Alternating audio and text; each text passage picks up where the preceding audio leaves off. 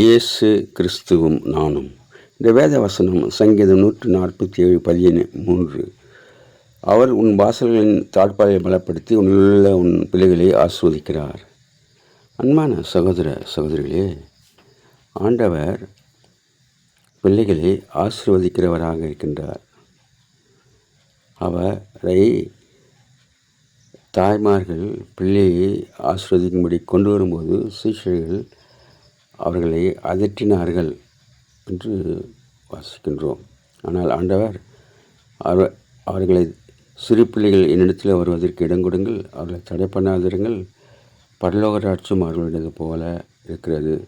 ஒருவன் சிறு பிள்ளையைப் போல மாறாவிட்டால் பரலோக ராஜ்யத்தில் பிரவேசிக்க மாட்டான் என்று சொல்லப்பட்டிருக்கிறது. அதனாலே நமக்கு கொடுத்திருக்கின்ற பிள்ளைகளை நாம் கருத்தாய் ஆண்டவருக்கென்று வளர்க்க வேண்டும்.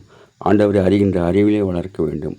ஆண்டவருடைய ஞானங்களை எல்லாம் கட்டளையெல்லாம் அவர்களுக்கு சொல்லிக் கொடுத்து சரியான பாதையிலே நடத்த வேண்டும்.